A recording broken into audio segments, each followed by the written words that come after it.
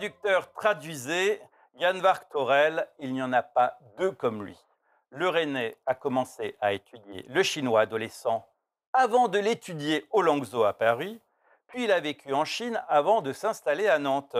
Il publie régulièrement et revient chez un petit éditeur rennais au catalogue de très bon niveau et d'une grande élégance, La Barque.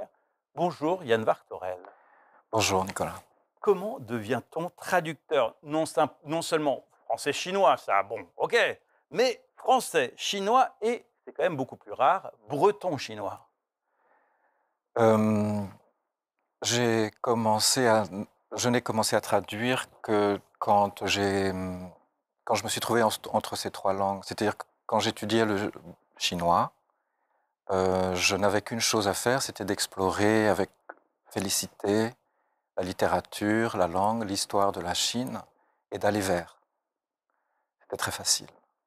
Et je nageais dans cette félicité linguistique.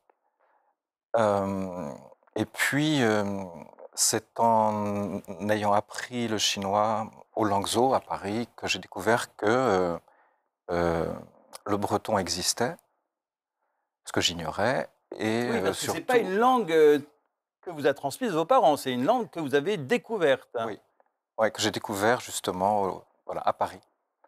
Et parce qu'à Paris, beaucoup d'étrangers, d'ailleurs, des Allemands, me disaient ah, mais si tu es breton, parles-tu breton, etc. C'est une question qui m'interloquait souvent. Et je me suis rendu compte qu'effectivement, ça existait, cette langue, et puis j'ai commencé à l'étudier à Paris. Et je me suis rendu compte que c'était effectivement une langue étrangère, c'est-à-dire non pas une langue romane ou latine, mais une langue celtique. Et je me demandais c'est quoi cette celtie-là, linguistique.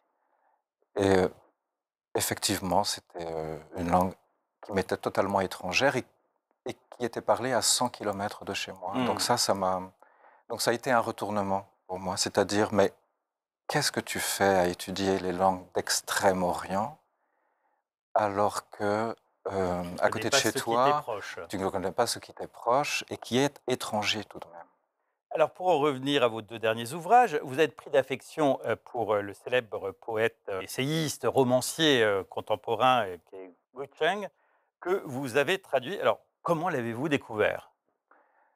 Il y a beaucoup de... Je pourrais raconter pas mal d'anecdotes, mais peut-être deux déjà. C'est-à-dire, je lisais Coucherin de manière régulière, mais il y a le Coucherin jeune qui travaillait son lyrisme. Et c'est par le lyrisme qu'il a transformé et amené une révolution littéraire en Chine en déboulonnant les vieux briscards du maoïsme, de la littérature maoïste et les chantres du maoïsme. Et puis, en le lisant, Liu Yun, qui est ma co-traductrice, ma consoeur, me dit un jour ah, mais tu lis Coucherin, tu devrais lire ceci, cela, c'est-à-dire des textes que je découvrais avec elle, grâce à elle, et qui, tout à coup,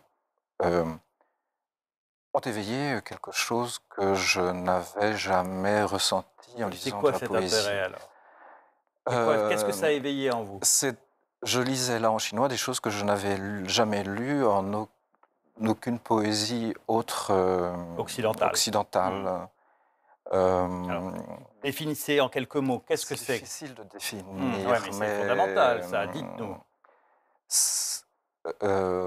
Un genre littéraire de poésie qui, voilà, que je n'avais pas lu, où on pourrait le rapprocher du réalisme magique, où on sent que chaque caractère et chaque terme cache des strates et des strates d'autres sens. Oui, c'est tout à fait ça, oui. Et notamment, c'était à l'époque... ce sont tous des écrits de l'exil pour Coucherin. Parce que Coucherin s'est exilé en 88. C'était en Nouvelle-Zélande? Oui, en Nouvelle-Zélande.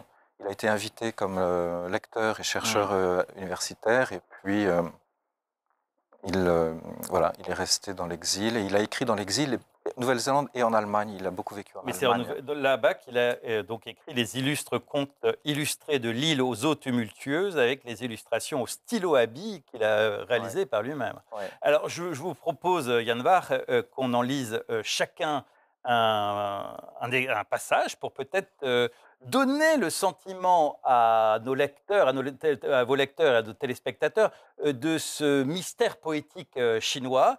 J'en ai choisi deux si cela vous convient. Le dessin du filet de pêche qui s'envole dans les airs et le dessin des phénix au comble de la béatitude. Voulez-vous lire le premier? Le filet de pêche, hein. Oui, volontiers. Si ça vous convient, bien entendu. Oui, c'est pas le plus facile. Dessin du filet de pêche qui s'envole dans les airs. Le filet de pêche s'envole dans les airs et capture la belle. La belle se transforme en insecte.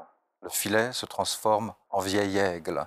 Hi, hi, hi. La terre est une poêle, le ciel son couvercle.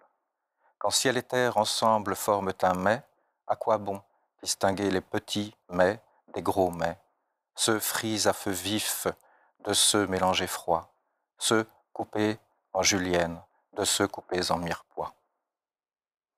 Dessin des phénix au comble de la béatitude. Sur l'île, je lève les yeux au ciel, au milieu de l'océan du Midi, scrutant les quatre horizons. Soudain, sous la galerie, les oiseaux arrivent et se perchent, tous deux sont la perfection. Ignore tout des stratagèmes, bec rouge, plumage de jade, opulent jabot blanc comme neige, mange fleurs et fruits, puis s'envole. À des lieues de là, on entend encore le froufrou de leurs plumes. La chanson dit: sur l'eau comme sur la rive, sur la mer comme sur les monts, deux rameaux ne font pas frondaison. Un nœud dans l'eau de cour, la pluie pour seule boisson, fagot pour la cuisson, femme à la maison, à cheval, sans compagnon. Merci Yann Vartorel. Merci beaucoup.